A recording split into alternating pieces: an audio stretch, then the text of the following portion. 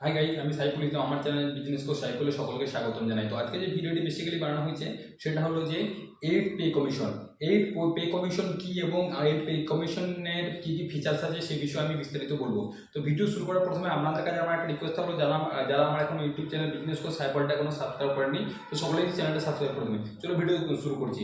তো actually aid pay কমিশনের কি কি ফিচার আছে আমাদেরকে সেই বিষয়ে জানতে হবে। এইড পে কমিশনের কি কি ফিচার আছে, এক নম্বর যে ফিচারগুলো হলো ফিচার, এবং আমি বিস্তারিত বলবো উদ্দেশ্য কি কি আছে।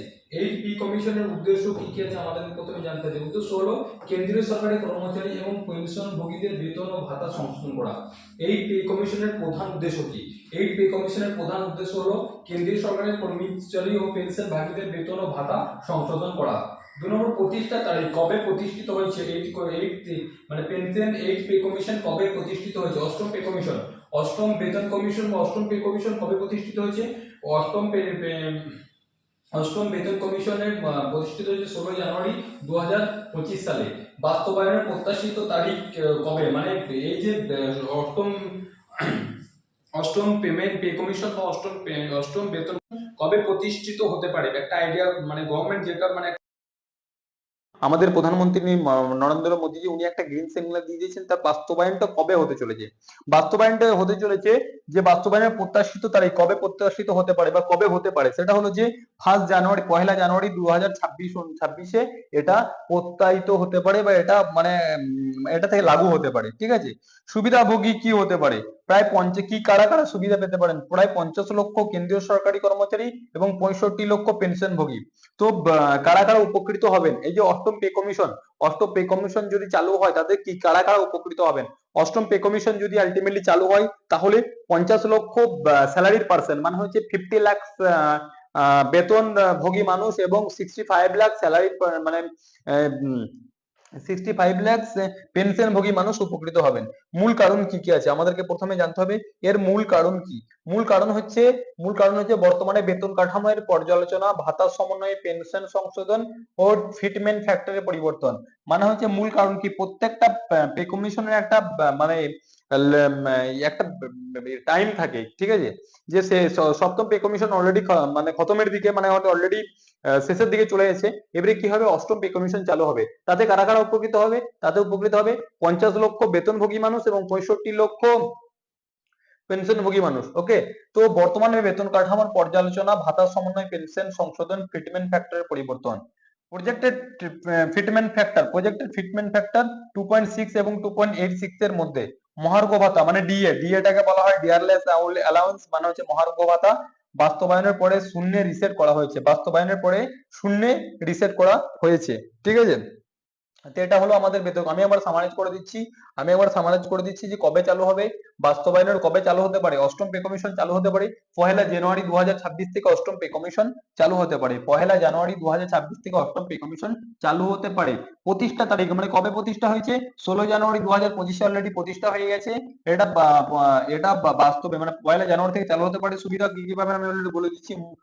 তো এটা হলো আমাদের পে কমিশনের।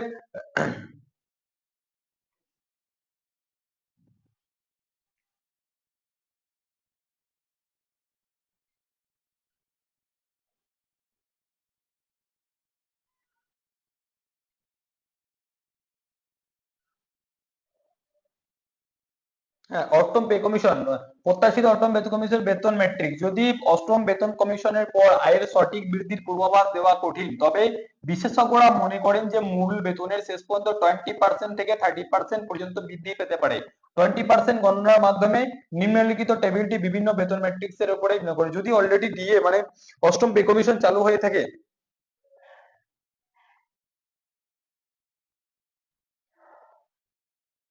তাহলে স্যালারিটা কতটা আপগ্রেডেড, মানে অষ্টম এই মূল বেতন যদি যদি অষ্টম বেতন কমিশন অলরেডি চালু হয়ে যায় তাহলে স্যালারিটা কতটা দাঁড়াবে। ঠিক আছে। তো বেতন ম্যাট্রিক্সের স্তর, সপ্তম সিপিসির মূল বেতন এবং অষ্টম সিপিসির মূল বেতন কত হতে পারে। পে ম্যাট্রিক্স লেভেল 1, 18,000 টাকা যদি কারো স্যালারি হয়ে থাকে সেটা হয়ে দাঁড়াবে 21,600 টাকা। ও পে ম্যাট্রিক্স লেভেল 2, যদি কোনো ব্যক্তির স্যালারি হয়ে থাকে 19,900 টাকা, তাহলে স্যালারি হয়ে যাবে 23,800 টাকা। এটা একটা এক্সাক্ট ফিগার নয়, মানে অ্যাপ্রক্স একটা আলোচনা, মানে অ্যাপ্রক্স একটা আন্দাজ করা যাচ্ছে। ওকে। তো পে ম্যাট্রিক্স লেভেল 3 তে যদি স্যালারি 21,700 থেকে থাকে সেটা হয়ে যাবে 26,400 টাকা। 26,400 টাকা এটা হয়ে যাবে। পে ম্যাট্রিক্স লেভেল 4 এ যদি বেতন 25,500 হয়ে থাকে তাহলে হয়ে যাবে 30,600 টাকা। পে ম্যাট্রিক্স লেভেল 5 এ যদি বেতন 29,200 হয়ে যায় তাহলে সেটা হয়ে যাবে 35,040 টাকা। পে ম্যাট্রিক্স লেভেল 6 যদি বেতন 35,400 টাকা হয় তাহলে সেটা হয়ে দাঁড়াবে 42,480 টাকা। 42,480 টাকা। পে ম্যাট্রিক্স লেভেল 7 এর ক্ষেত্রে যদি বেতন 44,900 টাকা কোনো ব্যক্তির বেতন অলরেডি আগে থেকে থাকে সেটা হয়ে যাবে 53,880 টাকা। পে ম্যাট্রিক্স লেভেল 8 এর ক্ষেত্রে 47,600 টাকা যদি কোনো বেতন থেকে থাকে সেটা হয়ে যাবে 57,120 টাকা। পে ম্যাট্রিক্স লেভেল 9 এর ক্ষেত্রে যদি স্যালারি হয়ে থাকে 53,100 টাকা তাহলে স্যালারিটা হয়ে দাঁড়াবে 63,720 টাকা। 63,720 টাকা।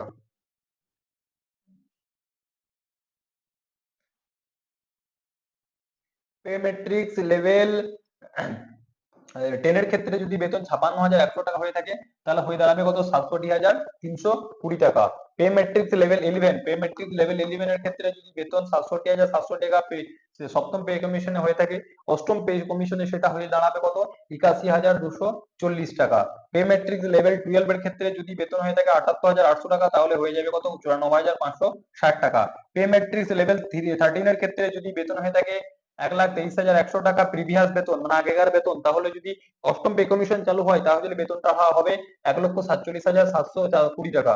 পে ম্যাট্রিক্স লেভেল 13 এর ক্ষেত্রে যদি বেতন 1,31,100 টাকা হয়ে থাকে তাহলে বেতন হয়ে দাঁড়াবে 1,57,320 টাকা। Pay matrix level 14, pay matrix level 14 মানে হচ্ছে পে ম্যাট্রিক্স লেভেল 14 এর ক্ষেত্রে যদি বেতন 1,44,200 টাকা হয়ে থাকে তাহলে বেতন দাঁড়াবে 1,73,040 টাকা। পে ম্যাট্রিক্স লেভেল 15 মানে হচ্ছে লেভেল 15 এর ক্ষেত্রে যদি বেতন 1,200 টাকা হয়ে থাকে তাহলে বেতনটা দাঁড়াবে 2,18,400 টাকা। পে ম্যাট্রিক্স লেভেল 16, লেভেল 16 এর ক্ষেত্রে যদি বেতন আগেকার বেতন 2,05,400 টাকা হয়ে থাকে তাহলে বেতনটা হয়ে দাঁড়াবে 2,46,480 টাকা। পে ম্যাট্রিক্স লেভেল 17, লেভেল 17 এর ক্ষেত্রে যদি হয়ে থাকে বেতনটা যদি 2,25,000 প্রিভিয়াস বেতন হয়ে থাকে সেটা হয়ে দাঁড়াবে 2,70,000 টাকা। পে ম্যাট্রিক্স লেভেল 18 এ যদি পে ম্যাট্রিক্স লেভেল 18 এ যদি বেতন হয়ে থাকে 2.5 লক্ষ টাকা তাহলে সেটা হয়ে দাঁড়াবে 2.5 লক্ষ টাকা, সেটা হয়ে দাঁড়াবে 3 লক্ষ টাকা। ঠিক আছে, তো আমি আরো বিস্তারিত আপনাদেরকে চ্যানেলে আপডেট দিতে থাকবো। যারা এখন আমার চ্যানেলটা সাবস্ক্রাইব করেনি চ্যানেলটা সাবস্ক্রাইব করে দেবেন। সকলে ভালো থাকবেন, সুস্থ থাকবেন।